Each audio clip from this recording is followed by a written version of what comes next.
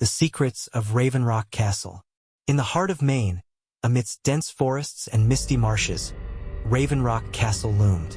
Its massive stone walls, dark towers, and Gothic spires seemed like a shard of the past, forgotten by time. Legend had it that this castle was built in the late 18th century by an eccentric wealthy man named Henry Westwood. Henry was known for his interest in the occult and the mysterious rituals he performed under the cover of night. It was said that the castle was built on an ancient place of power where Native American tribes once conducted their mysterious rituals. The elders warned that the place was cursed, but Westwood ignored their warnings. A few years after construction was completed, Henry and his entire family disappeared under mysterious circumstances. The castle was left standing as a silent witness to their demise. The locals were afraid to even approach Ravenrock.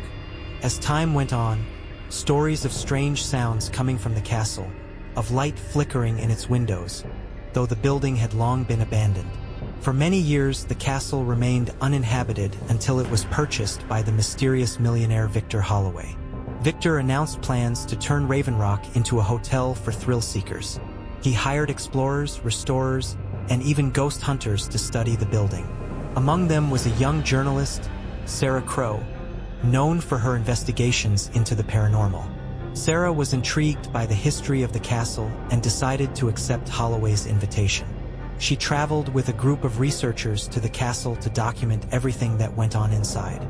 "It's just an old building," one of the researchers, an engineer named Mark, said confidently. "There are no ghosts. Everything can be explained by science." Yet barely had the group stepped inside when they immediately felt an inexplicable heaviness. The air was thick and the silence was almost deafening. That first night, strange things began to happen. Sarah heard someone walking down the hallway outside her door, but when she went outside, she found no one. Mark found that his tools had stopped working, as if an invisible force was disabling them. One of the restorers, Anna, claimed to have seen a woman in period dress standing on the stairs looking straight at her.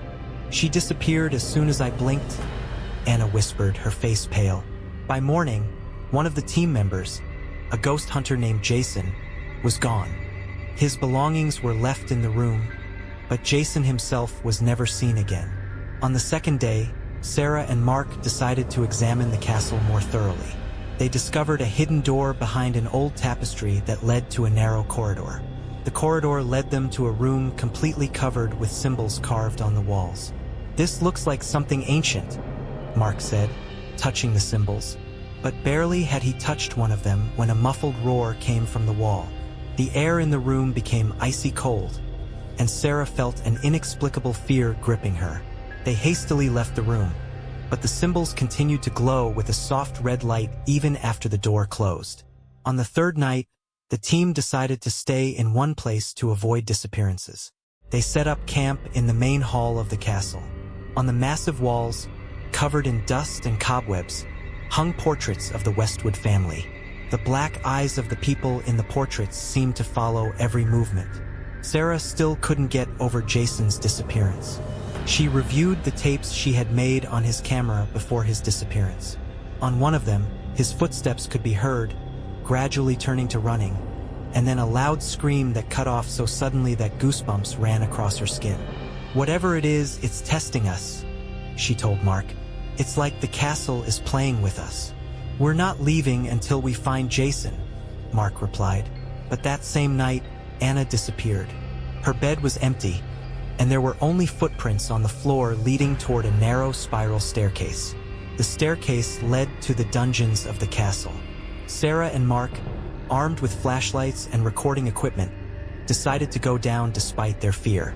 The dungeons smelled damp and the air was heavy, as if filled with the dust of centuries. They found a temple-like hall with a massive altar in the center. The walls were decorated with the same symbols as the room behind the hidden door. On the altar lay an old leather journal. "This must have belonged to Westwood," Mark said as he opened the diary. Its pages described rituals and spells that appeared to be used to summon spirits. "He was really summoning something," Sarah whispered. "Something that doesn't belong in our world." Suddenly their lanterns began to flicker. Footsteps were heard from the depths of the dungeon. They echoed closer and closer. Sarah saw a figure in the shadows. It was the woman in the ancient dress that Anna had seen on the stairs.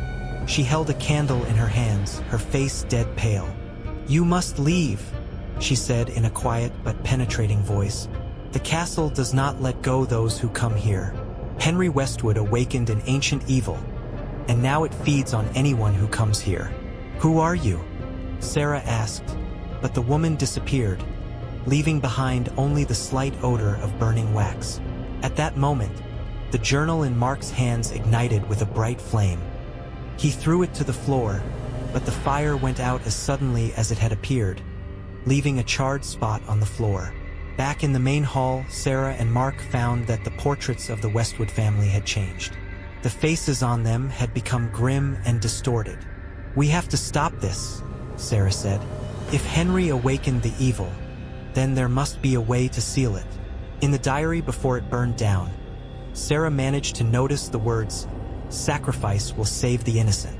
She didn't know what it meant, but she realized that the castle required something to end its horrors. By morning, the team was down to 2. Only Sarah and Mark remained.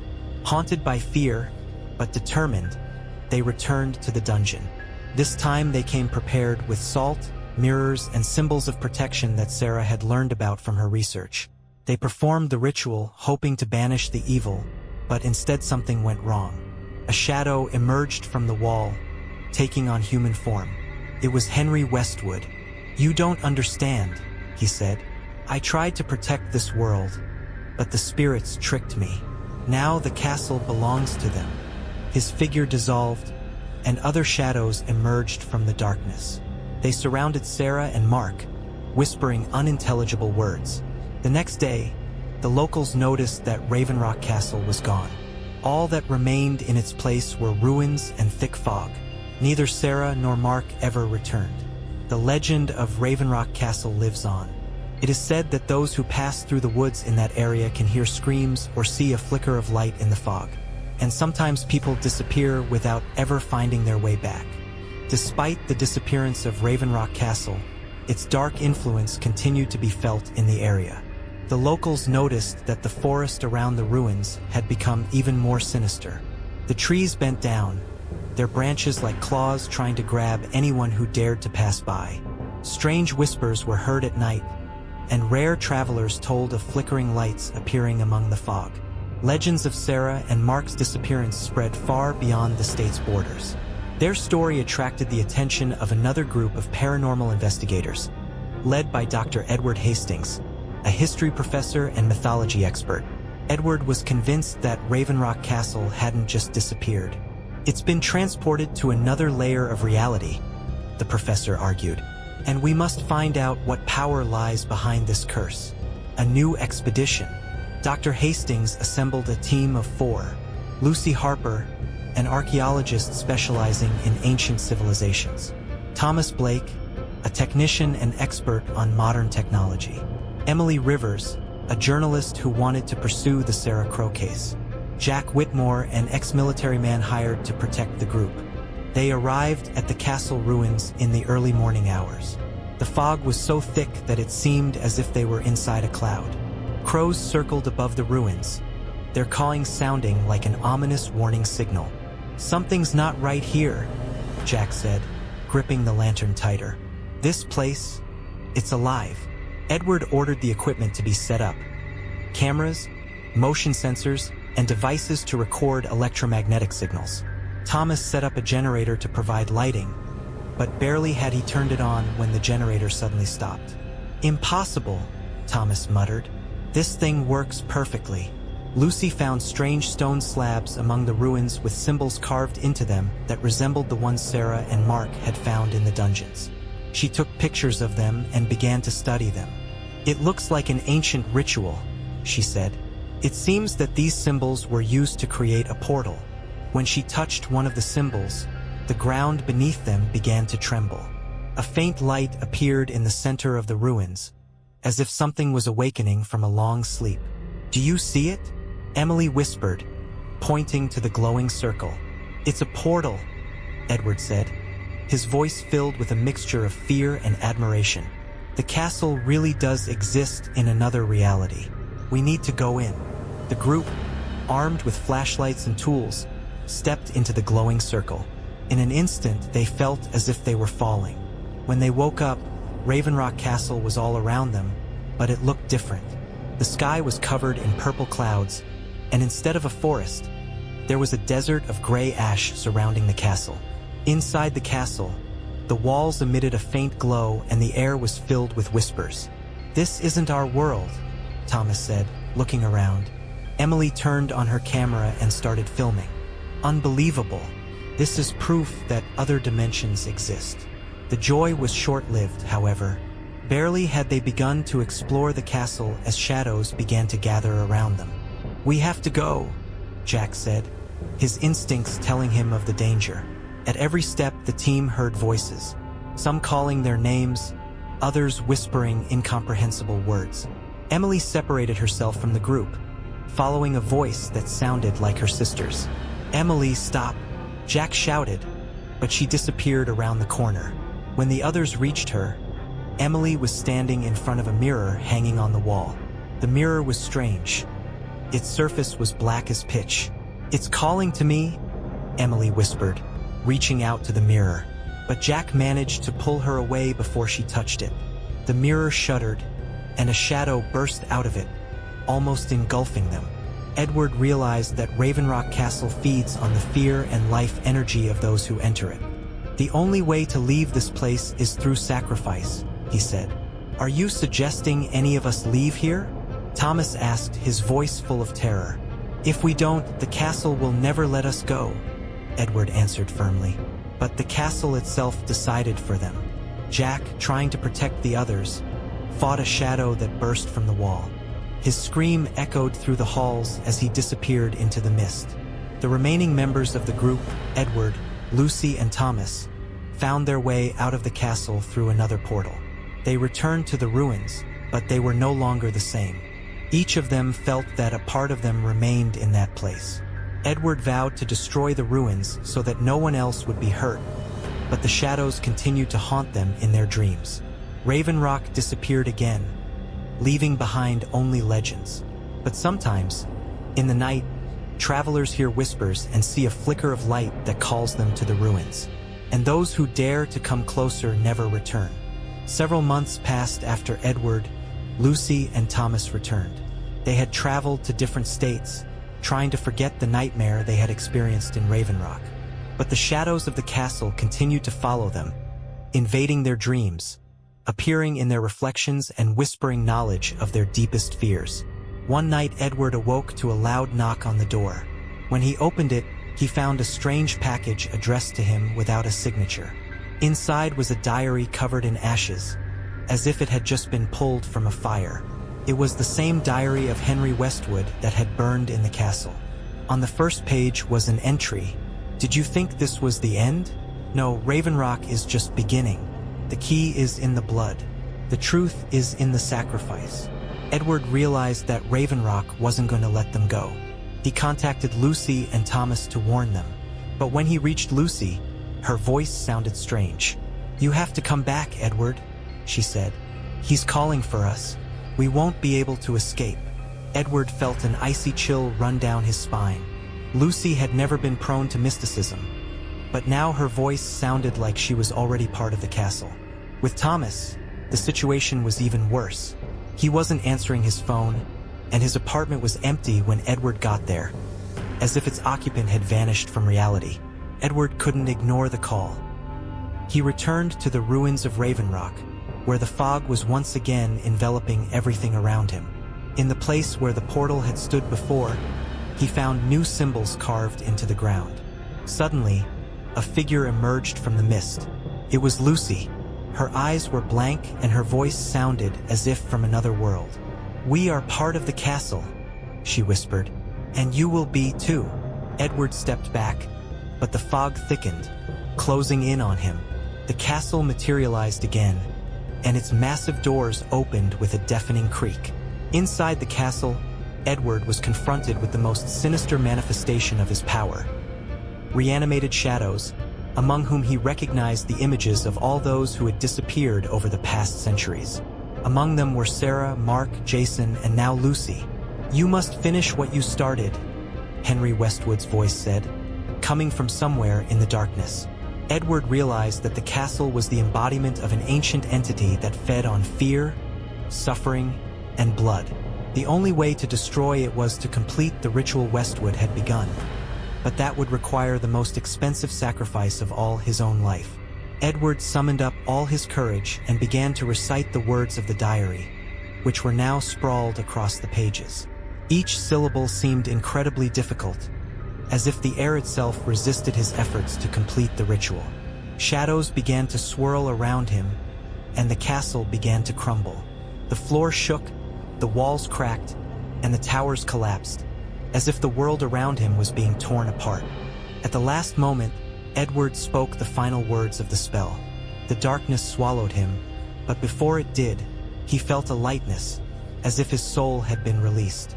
When the mist cleared, only black scorched earth remained in place of the castle. No one ever saw Edward, Lucy, or Thomas again. However, their story became legendary. The locals noticed that the forest around the ruins was gradually regenerating, and the strange whispers disappeared. But sometimes, in the night, the silhouette of the castle can be seen in the distance, as a reminder that evil cannot be destroyed completely. It's just waiting to happen. After the disappearance of Edward and the others, the ruins of the castle began to attract mystery hunters again. One of them, a young historian named Nathan Hayes, found a long-lost letter from Henry Westwood among the archives. The letter was dated 1897, shortly before his mysterious disappearance. In the letter, Westwood wrote, "I have awakened something I should not have. It is not the spirits of the past. It is something ancient, far older than any god. It knows neither mercy nor end. The castle became its vessel, and now my blood has bound it to this world. The only way to break that bond is to destroy the source of its power. But that would require a sacrifice of such depth that few can make." Nathan was convinced that the letter contained the key to destroy the castle once and for all. He organized a new expedition to uncover the true nature of the curse. When Nathan and his team arrived at the ruins, they discovered an underground passage hidden under the rubble. The passage led to a previously undiscovered hall lined with black obsidian. In the center of the hall stood a massive sarcophagus surrounded by symbols and candles that looked as if they had just been lit. Engraved on the sarcophagus were the words, "He who awakened must close the circle. Blood opened the gate. Blood must close it." Nathan realized that the sarcophagus was the heart of the curse. Inside it probably rested something that connected the castle to this world. When the group approached the sarcophagus, strange phenomena began to occur around them. Voices came out of nowhere and the whispers grew louder. Nathan heard the voice of his late mother calling his name. "Don't open it," the voice whispered. But another voice, deep and frightening, said, "Break the seal, Nathan. Only then will you know the truth." Nathan, driven by curiosity and fear, opened the sarcophagus. There was no body inside, only a huge black stone pulsing with a faint light. "This is the heart of the castle," said Mira, one of the explorers. "If it is destroyed, it will end everything." As soon as they touched the stone, the walls of the hall began to vibrate, and figures began to form from the shadows. They were the souls of those who had disappeared in the castle. Among them, Nathan recognized Edward, Lucy, and Thomas. Their eyes were empty and their movements were mechanical. "Don't touch him," the figure whispered to Lucy. But Nathan was sure it was only a ruse. He ordered to use the tools he had brought to break the stone. Each blow against the stone was accompanied by screams from the shadows, which became more and more aggressive. As the cracks in the stone began to appear, the shadows merged into one giant figure. It was so large that it filled the entire hall. The entity's voice was thunderous. "You cannot destroy me without sacrifice. Sacrifice yourself or watch your friends disappear." Nathan realized that Henry Westwood was right. The only way to break the bond was to sacrifice his life. Without thinking, he stepped forward and placed his hand on the stone. The light enveloped his body and his scream echoed through the hall. After Nathan's sacrifice, the castle began to crumble. The shadows disappeared. The stone disintegrated into dust and the sarcophagus became a pile of stones. The remnants of the team ran to the surface, barely able to escape from the collapsing dungeons. When they came out, the castle was gone. All that was left in its place was black, charred earth. The group returned home, but each of them felt that the curse had not completely disappeared. Sometimes in the mirrors they saw Nathan's figure standing in the shadows, as if he were watching them. A year later, Mira discovered that the strange symbol on the wall she had seen in the room with the sarcophagus had appeared in her apartment. The curse of Castle Ravenrock seemed to have disappeared, but was it really so? Or had it simply found a new path for its return? A year has passed since Ravenrock Castle was destroyed. However, the darkness associated with the place has found a new way to manifest itself. Each of the remaining members of Nathan's team began to notice strange and unexplained phenomena. Mira, who had first discovered the symbol on the wall of her apartment, soon noticed that it began to glow in the darkness. There were whispers all around her, especially at night. Her reflection in the mirrors sometimes didn't move, repeating movements belatedly. "You know you're still in danger, don't you?"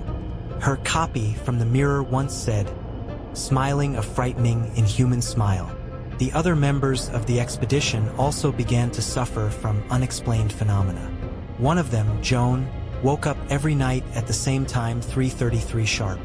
Shadows began to appear in her house that had no source. They moved even when she remained motionless. "Nathan didn't free you, he freed himself," a voice called out as she tried to sleep. Meanwhile, Alex, the only one of the team who didn't fully believe in the mystical nature of the events, found an old map in his garage that he didn't own before. The map had marked the area where Ravenrock Castle was located. But now a new site was marked in its place, a ruined monastery he had never heard of. The group decided to reconvene to see what was going on. Mira suggested going to the location marked on the map to see if it was related to their strange experiences. When they reached the ruined monastery, a wave of horror swept over them. The monastery looked like it had been destroyed hundreds of years ago, but the same symbols they had found in the castle could still be seen on its walls. In the center of the courtyard stood a huge statue of a hooded man holding a stone, exactly like the one found in the sarcophagus. As he approached the statue, Alex felt a strong headache. He fell to his knees, grabbing his head, and began to scream. Mira noticed that the statue's eyes began to glow and the air around it was filled with a strange whispering. "You did not destroy me," said a deep voice coming from the statue. Then black smoke slowly began to rise from the base of the statue, taking the form of a man. It was Nathan, but his eyes were glowing red and his expression was full of rage. "Why did you come here?"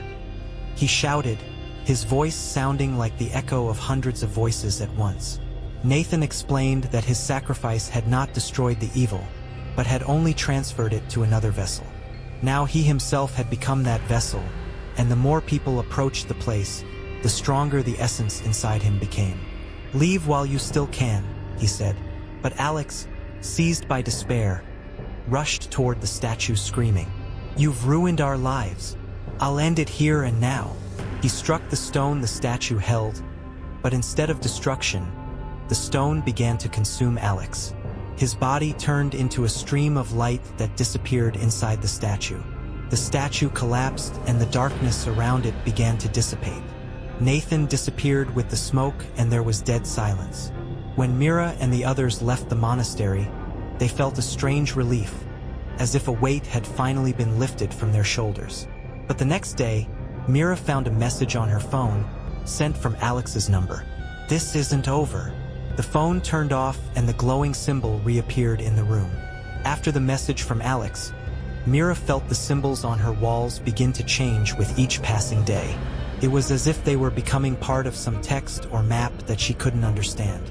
Trying to figure it out, she contacted Professor Grant, a specialist in ancient languages. The professor was skeptical, but when he saw the symbols, his face changed immediately. "It is the oldest language known to us. It is used to record curses and spells. It says here that the curse of Ravenrock is linked to some ancient entity. This entity is a knot between worlds.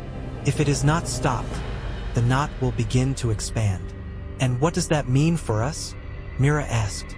It means the entity is looking for a new vessel, and it looks like it has chosen you. Soon Mira began to notice that she was being watched. At first it was shadows that flickered in the reflections of storefronts and windows. Then figures began to appear, visible only through side vision.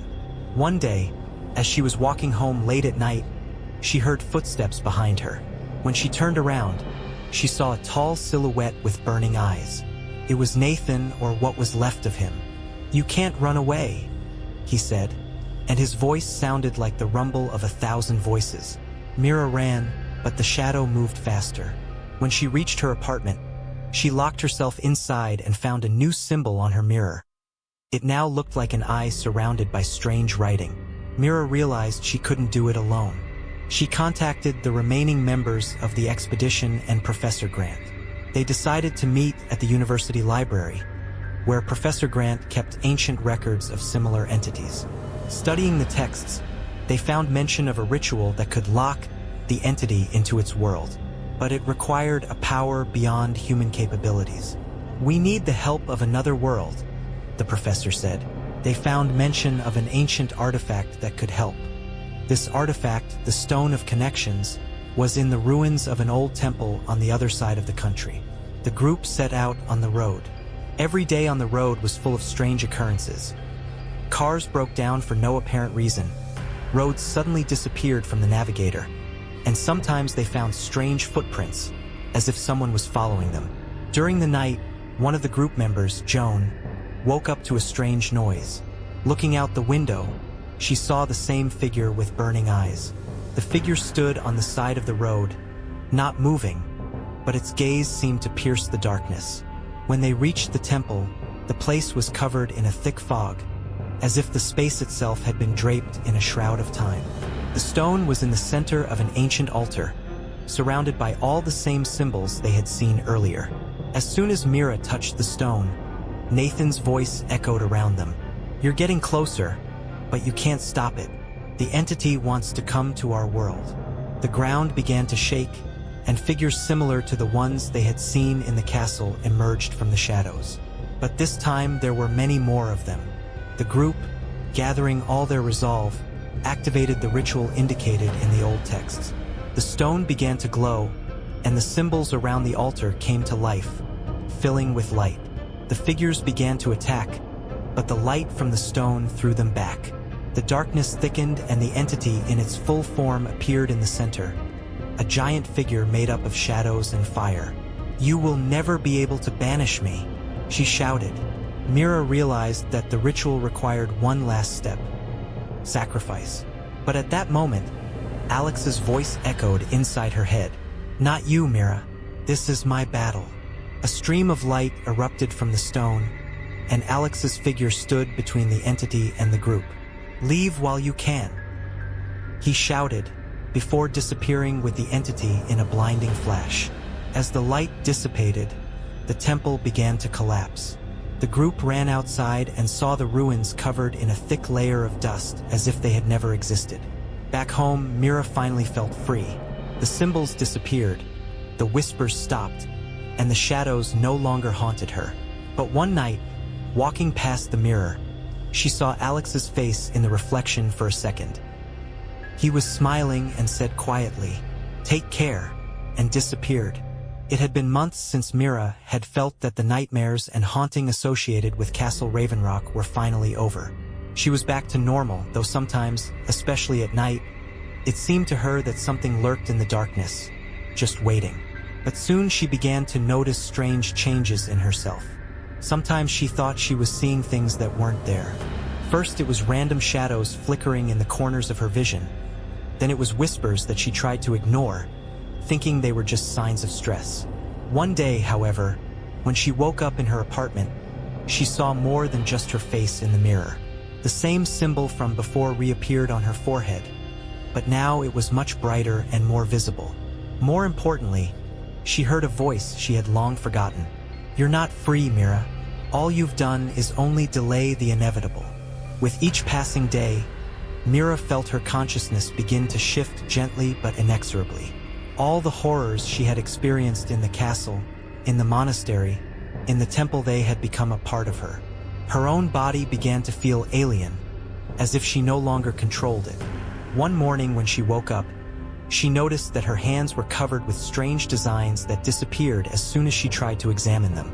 But the symbols remained in her memory, unforgettable and omnipresent. And the voice began to echo in her head again.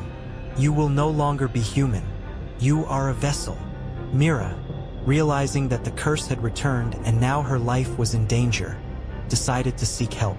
She contacted Professor Grant, who was somewhat of a friend and mentor to her.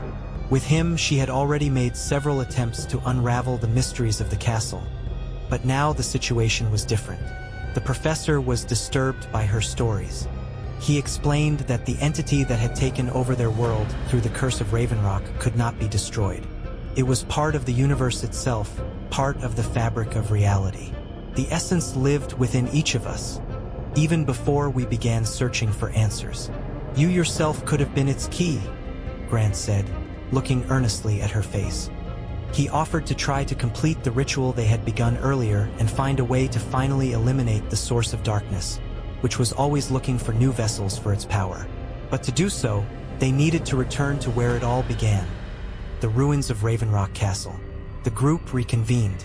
Professor Grant, Mira, Joan, and a few new members willing to take a chance traveled to the places that had once been threatened. They didn't know what to expect, but they realized one thing. This was their last opportunity. When they reached the ruins, they noticed that the castle was no longer just ruins.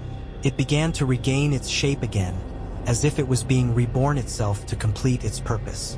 Huge walls began to rise from the ground, and the windows glowed with green light. This can't be true, Grant said, taking a step back. We destroyed it. We destroyed it. But not completely, Mira replied, and her voice sounded with some strange echo. The castle came back because I let it. I am a part of it. As they entered the castle, they realized that it wasn't just darkness that reigned here. It was something living, organic, consuming their every step, every movement. The castle was like a living organism, reacting to their presence. There was an odor in the air that Mira remembered from her worst nights. The smell of decay and ash. This isn't just a building, Grant said, looking around. It's a temple. It's a cursed shrine. There's an essence imprisoned here, and it's lived here for centuries. In the center of the huge hall, they found what they were looking for, a stone exactly like the one they had found in the castle dungeons. It was the link stone that the old records spoke of. Only by destroying it can one finally sever the connection with this world, the professor pronounced. But as they approached the stone, a huge shadow rose from the ground, eclipsing the light. A silhouette emerged from it, and it was Nathan. But he was different now, completely consumed by the darkness. His body made of thousands of shadows and sparkling lights. There is nothing you can do, Nathan said, his voice full of madness. I have become part of this world, part of the castle. You cannot destroy what belongs to it. Mira took one last step forward. She knew that the choice between life and death, between her own existence and the destruction of the entity, was her own decision. The curse must end, she whispered, and with those words she struck the stone. The light blinded them all. In the blink of an eye, the light from the link stone engulfed the entire castle. The flames engulfed the walls, filling the entire space with a bright glow. The square began to disappear, and in its place there was a void, a fog, and a dark abyss. All around, everyone began to feel the powers of the old world rapidly slipping away, disappearing into the vastness. It was like the final destruction of the castle itself, which was losing its shape. Nathan, or what was left of him, clutched his head and screamed as his body began to dissolve in the light. He tried to resist, but the strength he had gained could not withstand the power of the light that came from the stone. You will not destroy me, he shouted, but his words sank in a rumbling sound, as if swallowed by the abyss. Mira felt her body begin to tremble, and then all thoughts and feelings disappeared. This moment was full of realization. She was the last link between the human world and the world of what lurked in the shadows. At the last moment before everything was swallowed up by the light, she saw Alex's figure appear in front of her. He stood in the darkness, surrounded by fog, but his face was calm, as if he knew everything was going to be okay. "You did it, Mira," he said, and his voice was quiet, like an echo from the distant past. "Now you can be free." When the light finally faded, Mira found herself standing in the ruins of the castle. Grant and Joan stood side by side, and all around them was nothing but emptiness. The castle was gone, and it no longer had that feeling that they were in some other world. But were they free, or was it just a momentary relief before the darkness returned again? "You were able to stop it, Mira," the professor said, but his voice sounded uncertain. "But I can't escape the feeling that you didn't just do it for us. You freed us, but yourself." Mira didn't answer right away. She felt an emptiness inside her, as if she herself were part of the world that was gone. But something was still there, a shadow that she couldn't dislodge. "Alex," he said, "I was free," she finally said, her voice low and tinged with echoes of loss. "But I'm not sure I understand what that means." Professor Grant looked at her, then at the surrounding emptiness. "This isn't over," he said, his eyes glittering in the darkness. "We may have destroyed the castle, but the shadow of Ravenrock can still find a new home. The curse, it doesn't just disappear." Several years passed. Mira had returned to her life, but a strange uneasiness no longer left her. Everything seemed to be fine, but sometimes, even as she fell asleep, she dreamed that somewhere, in the depths of the night, a dark figure was watching her. She began keeping a journal in which she wrote down her thoughts and feelings, as if trying to keep her reality from falling apart again. At times she thought she could hear familiar footsteps coming from the dark hallway of her house. Sometimes she could see not only herself in the mirror, but also the figure that watched her, a thin shadow that vanished as soon as she tried to examine it more closely. "This isn't over," she thought, but what did it all mean? Questions remained unanswered. Maybe this was just the beginning. Time passed, and Mira tried to return to her normal life. She was relearning her job, building relationships, trying to forget the nightmares that still haunted her nights. But sometimes, in the most ordinary moments, when she was walking down the street, when she was sitting in a cafe, when she was just washing dishes, she suddenly felt that for a moment something changed in space. It was as if the air was getting heavier and the surrounding reality was slightly distorted. One day, returning home late in the evening, she noticed that the street she was walking down seemed too quiet. The sounds of the city, the cars, the people were gone. There was silence all around, and only her footsteps echoed in the void. Mira slowed her step, feeling the cold wind that seemed to be out of place in this season. Suddenly her gaze caught on the window of an old storefront, and she saw in the reflection a strange figure standing in the shadows behind her. She turned around, but there was no one there.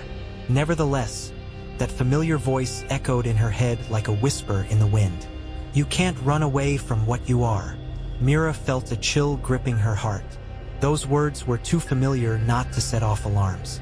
She rushed toward the house, hoping that by leaving the street behind, she would leave her anxiety behind as well.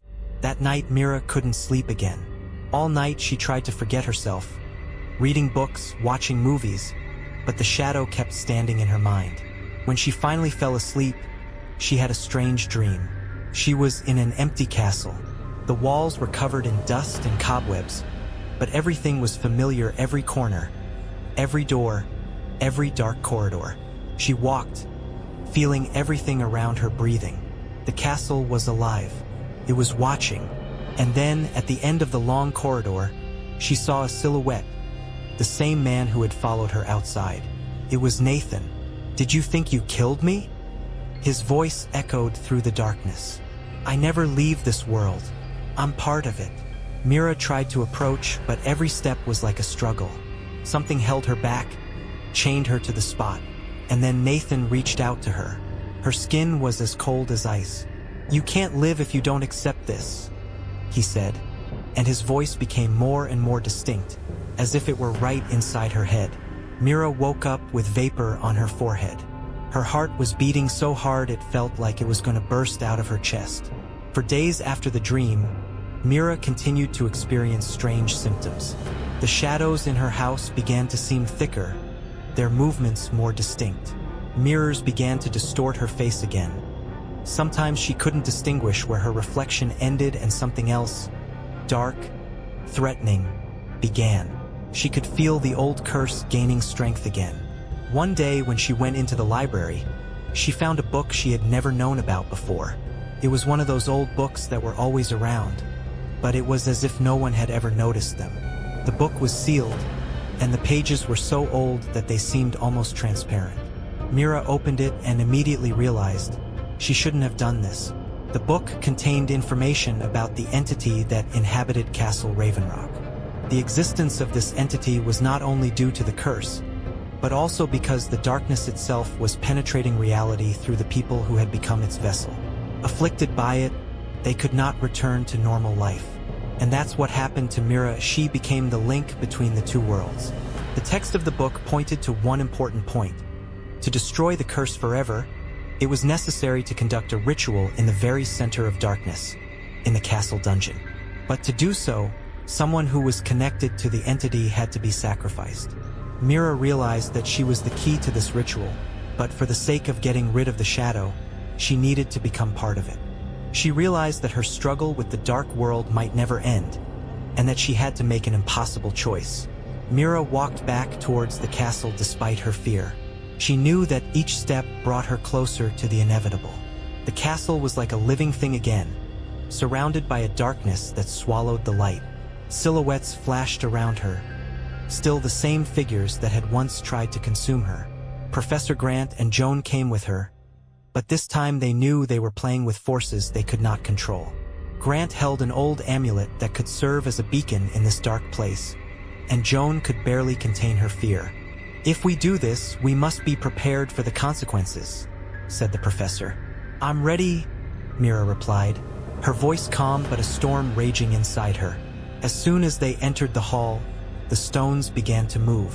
They knew the castle was awakening. Mira took a step forward. A crack appeared in the very center of the hall and black energy was pulled from there. This was the beginning of the end, but what would happen after that? She didn't know. As soon as Mira stepped into the center of the darkness, she felt the entire castle, like a living organism, begin to react to her presence. With each step, the walls began to tremble and the shadows became denser and more tangible. The castle was filled with an ominous whisper that sounded like an ancient incantation bursting from the very depths. "You've come. You can't get out," the voice whispered, and now it sounded not like Nathan, but like the entity itself.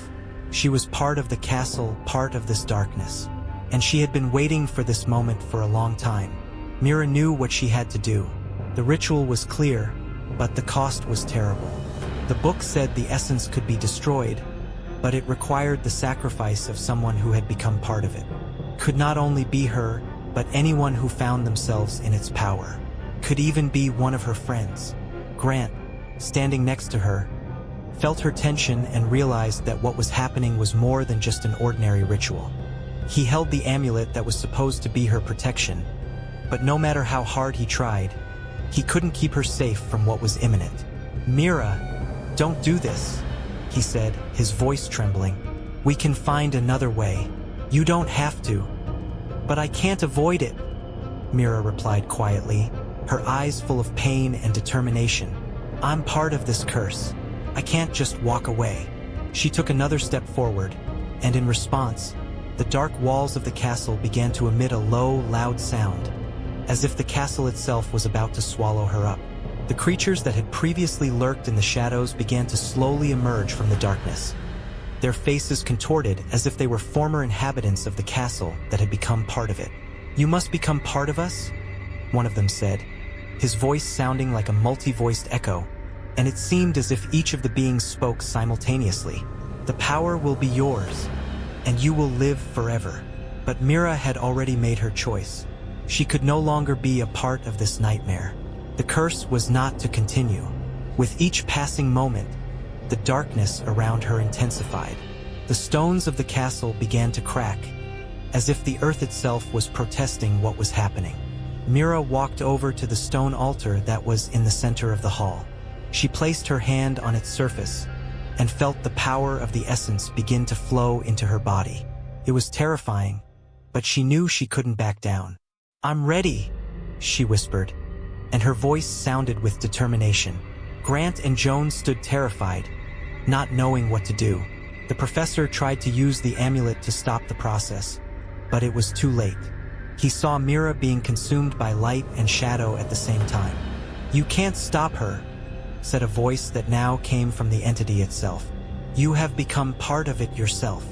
Mira felt a cold energy encompass her heart, and everything around her began to disappear. The beings that had been her shadow began to dissolve, as if the darkness itself was evaporating. Power raged within her, and her consciousness tried to resist. "Do it, Mira," Grant shouted. "You can choose who you are." She closed her eyes and focused. A vivid vision flashed through her mind, the very words she had once read in a book. She realized that she had to destroy not only the castle, but the essence itself.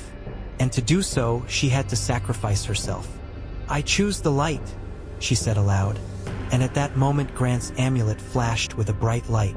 The bright light erupted, piercing the darkness of the castle as if it were splitting it apart. Stones began to break and walls began to disappear, consumed by this light. The creatures that were part of the castle vanished like shadows, carried away into the void. Mira felt her body lose strength, as if all the energy was leaving her. It was strange, she felt a part of herself disappearing, but with it the very essence that had plagued the castle for so many years. The moment the light reached its maximum strength, Mira felt her consciousness dissolve. She wasn't sure what was left in this world. She looked at Grant and Joan one last time, and their faces seemed calm, as if they knew she had made the right choice. As the light engulfed everything around them, the castle disappeared. Mira disappeared with it, but instead of destruction, instead of absorption, there was silence. Soon, as the dust settled, the castle disappeared without a trace, and only empty land was left in its place.